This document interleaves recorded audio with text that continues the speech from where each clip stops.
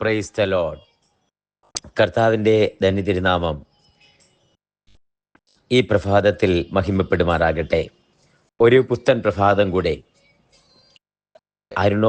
അരുണോദയൻ്റെ സൂര്യപ്രഭ ഏറ്റുകൊണ്ട് കർത്താവിനോട് നന്ദി പറഞ്ഞ് ആരോഗ്യവും ബലവും സമ്പത്തും ഐശ്വര്യവും തന്ന ദൈവസ്നേഹത്തെ ഹൃദയത്തിൽ ധ്യാനിച്ച് കർത്താവിനോട് അതരം കൊണ്ട് നന്ദി പറഞ്ഞുകൊണ്ട് ഈ പ്രഭാതത്തിലെ വേദവചന ധ്യാന ചിന്തയ്ക്കായി നമുക്ക് ശ്രദ്ധ കേന്ദ്രീകരിക്കാം. ഇന്നത്തെ വചന ധ്യാനത്തിനായി സങ്കീർത്തനങ്ങളുടെ പുസ്തകം 16-ാം അധ്യായം 5-6 വാക്യങ്ങൾ. സാംസ് 16:5-6. എൻ്റെ അവകാശത്തിൻ്റെയും പാനപാത്രത്തിൻ്റെയും പങ്ക് യഹോവയാകുന്നു. നീ എനിക്കുള്ള ഓഹരിയെ പരിപാലിക്കുന്നു.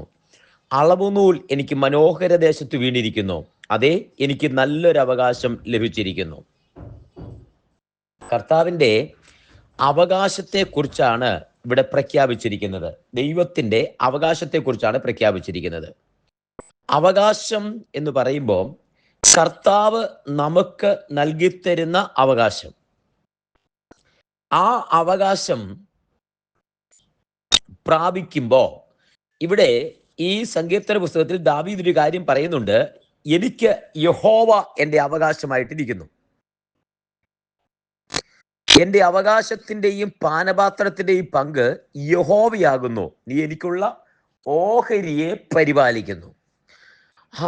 ഇത് അവകാശം കർത്താവാണ് എന്ന് പറയുമ്പോൾ തന്നെ ദൈവം തമ്പുരാൻ ഓഹരിയെ പരിപാലിക്കുന്നു, നമുക്കുള്ള അവകാശത്തെ പരിപാലിക്കുന്നു എന്നുകൂടി അർത്ഥമുണ്ട്. നമ്മുടെ അവകാശത്തെ പരിപാലിക്കുന്നു എന്നുകൂടി അർത്ഥമുണ്ട്. കർത്താവ് നമ്മുടെ അവകാശത്തെ പരിപാലിക്കുന്നു.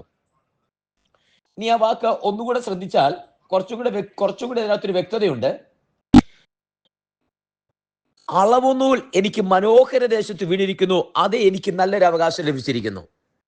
അപ്പൊ ഇവിടെ അളവുനൂൽ എന്ന് പറയുന്നത് ഈ യോശുവ ജനത്തിന് ദേശം വിഭാഗിച്ചു കൊടുക്കുമ്പം, ദേശത്തെ വിഭാഗിച്ചു കൊടുക്കുമ്പം ഓരോ ഇടവും ഓരോന്നായി വിഭാഗിക്കുമ്പം ലേവിക്ക്, യഹൂദയ്ക്ക്, രൂബേന്, ശിമയോന്, ഗാദിന്, ആശേറിന്, നഫ്താലിക്ക് അങ്ങനെ വിഭാഗിക്കുമ്പം ഏറ്റവും നല്ല ദേശം നോക്കി. അപ്പൊ ഏറ്റവും നല്ലതാണോ എന്നറിയാൻ, അല്ലെങ്കിൽ അതങ്ങനെയാണോ എന്നറിയാൻ മറ്റൊരു കാര്യമുണ്ട്.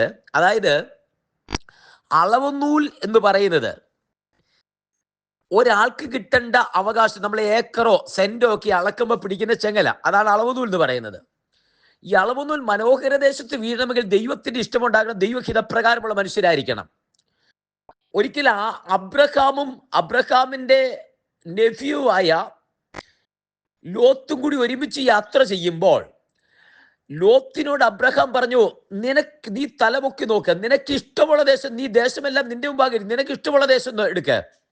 ലോത്ത് തലമുക്കി നോക്കിയിട്ട് ആ സോദോം ഗൊമോറ ആ ദേശം ഫലപുഷ്ടമെന്ന് ലോത്ത് കണ്ടിട്ട് ലോത്ത് അത് തെരഞ്ഞെടുക്കുകയാണ് ചെയ്തത്. ആ തെരഞ്ഞെടുപ്പ് ശരിയാണോ എന്ന് ചോദിച്ചാൽ അത് പറയാൻ പറ്റത്തില്ല, ശരിയോ തെറ്റോ രണ്ടാമത്. എന്നാൽ പിന്നത്തേത് മനസ്സിലായി, അളവുനൂൽ മനോഹര ദേശത്തല്ല വീണത്, അളവുനൂൽ വീണത് നാശദേശത്താണ്, സോദോം ഗൊമോറയിലാണ്. ഇന്നും അത് ചാവുകടലായി സോദോം ഗൊമോറയായി നശിച്ചു പോയ സ്ഥലമാണ്. എന്നാൽ അളവുനൂൽ മനോഹര ദേശത്ത് വീഴുന്ന ദൈവത്തിന്റെ ജനമുണ്ട്.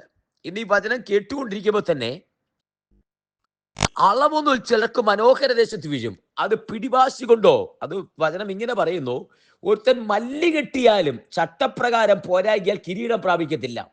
ഈ ലോകത്തിന്റെ കാലഗതി അനുസരിച്ച്, ഈ ലോകത്തിന്റെ ഗതി അനുസരിച്ച് പണവും പ്രാപ്തിയും പിടിപാടും ഒക്കെ ഉണ്ടെങ്കിൽ നല്ല ദേശവും നല്ല അവകാശവും ഒക്കെ മേടിച്ചു വന്നിരിക്കാം.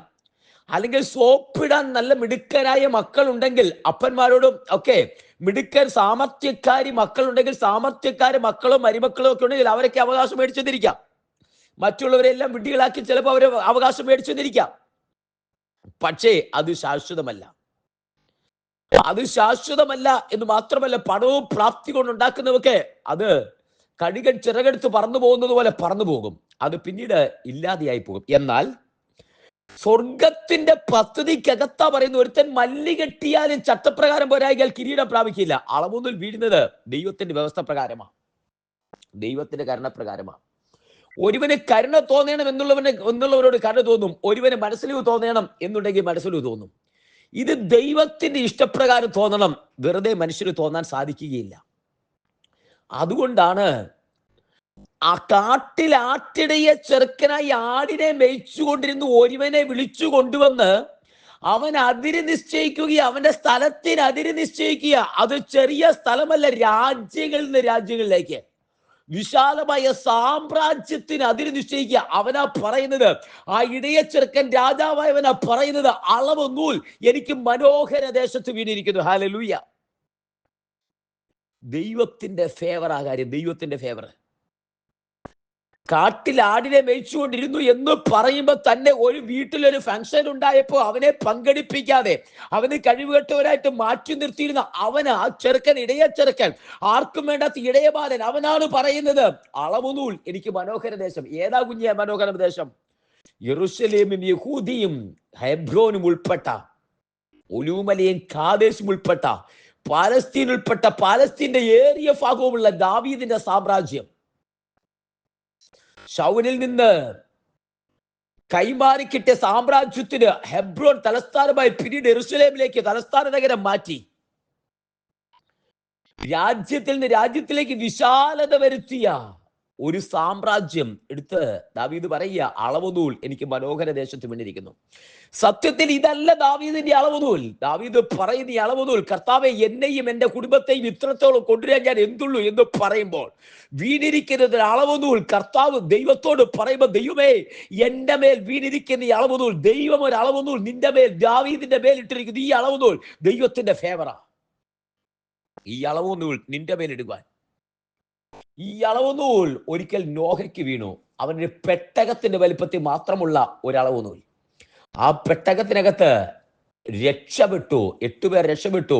സകല മൃഗങ്ങളും, സകല ജാതികളും, സകല മൃഗജാതികളും, പക്ഷിമൃഗാദികളും അതിനകത്ത് ശേഷിച്ചു. അളവുനൂൽ നോഹയ്ക്ക് ഫേവർ കിട്ടി, മനോഹര ദേശത്ത് വീണു. യാക്കോബിന് കിട്ടിയ 12 മക്കളെ, അതേ ഗോത്രപിതാക്കന്മാരെന്ന പേരില് തിരുവചനം പരിശോധിക്കുമ്പോൾ പല ദൈവഭക്തന്മാർക്ക് കിട്ടിയിട്ടുണ്ട്. ഇന്ന് ഈ സന്ദേശം കേൾക്കുമ്പോൾ കുഞ്ഞെ, നിന്റെ ജീവിതത്തിനകത്ത് ദൈവത്തിന്റെ അളവുനൂൽ നിന്റെ മേൽ വീഴട്ടെ. അത് വീണാൽ നിന്റെ കാര്യം സക്സസ് ആണ്. നീ പോകുന്ന വഴിക്ക് നീ കൃതാർത്ഥനാകും. നീ എടുക്കുന്ന അളവുനൂലെല്ലാം മനോഹര ദേശത്ത് വീഴാനിടയാകും. നീ എടുക്കുന്ന അളവുനൂൽ മനോഹര ദേശമാകും. നിനക്ക് വേണ്ടി ദൈവം അളന്നു തരുന്ന മനോഹരമായിരിക്കും. ചില പൊത്തിപ്പേരുടെ ഭാര്യമാർ നിന്നെ പുറംകാല് കൊണ്ട് തള്ളുപദ്ധതി നീ കാര്യമാക്കാതെ ദൈവത്തിന് വേണ്ടി നിന്നാൽ നിനക്ക് വേണ്ടി വീഴുന്ന ഈ അളവുനൂൽ, ദേശത്തിന്റെ അളവുനൂൽ മനോഹര ദേശത്ത് നിനക്ക് വേണ്ടി വീഴും. ആർക്കും അപഹരിക്കാൻ പറ്റാത്തത്, ആർക്കും എടുത്തു കളയാൻ പറ്റാത്തത്. ഒരിക്കൽ കർത്താവ് ഒരു സ്ത്രീയെ നോക്കിയിട്ട് പറഞ്ഞു, മറിയ നല്ല അംശം തിരഞ്ഞെടുത്തിരിക്കുന്നു, ആരും അവളിൽ നിന്ന് അത് അപഹരിക്കുകയില്ല. വചനത്തിന്റെ ദൈവത്തെ, യേശു കർത്താവിനെ തിരഞ്ഞെടുക്കുന്ന, ഭക്തി തിരഞ്ഞെടുക്കുന്ന ദൈവത്തിന്റെ പൈതലേ, നിനക്ക് അളവുനൂൽ മനോഹര ദേശത്ത് വീഴുന്നു. ആരും നിന്റെ കയ്യിൽ നിന്ന് അത് അപഹരിക്കുകയുമില്ല. അളവുനൂൽ മനോഹര ദേശത്ത് വീഴാൻ ദൈവത്തിന്റെ കരങ്ങളിലേക്ക് സമർപ്പിക്കാൻ പ്രാർത്ഥിക്കുക. സ്വർഗീയ പിതാവേ, ജനത്തെ ഞാൻ അനുഗ്രഹിച്ച് പ്രാർത്ഥിക്കുന്നു. ഈ വചനം കേൾക്കുന്ന എല്ലാവരെയും അനുഗ്രഹിക്കും. ദൈവത്തിന്റെ കരങ്ങളിലേക്ക് സമർപ്പിച്ച് പ്രാർത്ഥിക്കുന്നു. കർത്താവേ, അളവുനൂൽ മനോഹര ദേശത്ത് വീഴുവാൻ ദൈവത്തിന്റെ തെരഞ്ഞെടുപ്പിൽ വചനം കേൾക്കുന്നവരുടെ മേൽ ഉള്ളതിനായി നന്ദി പറയുന്നു. സഭയിലെ വാത്സല്യ പ്രിയപ്പെട്ടവരെ, കർത്താവേ, പ്രാർത്ഥന കൂട്ടായ്മയിലുള്ളവര്, മറ്റെല്ലാവർക്കുമായി സ്തോത്രം. വചനം കേൾക്കുന്ന സർവ്വപേരെയും അങ്ങയുടെ നാമത്തിൽ അനുഗ്രഹിച്ച് പ്രാർത്ഥിക്കുന്നു. യഹോവ കൂടിയിരിക്കുന്നു. പിതാവിന്റെ പുത്രന്റെ പരിശുദ്ധാത്മാവിന്റെ നാമത്തിൽ അനുഗ്രഹിക്കുന്നു. യഹോവ കൂടിയിരിക്കും. ആത്മാവിൽ ബലപ്പെടുത്തുന്നു. അളവുനൂൽ മനോഹര ദേശത്ത് വീഴാൻ സ്വർഗത്തിലെ ദൈവത്തിന്റെ പ്രസാദമായതുകൊണ്ട് നന്ദി പറയുന്നു. തൃക്കരങ്ങളെ സമർപ്പിക്കുന്നു.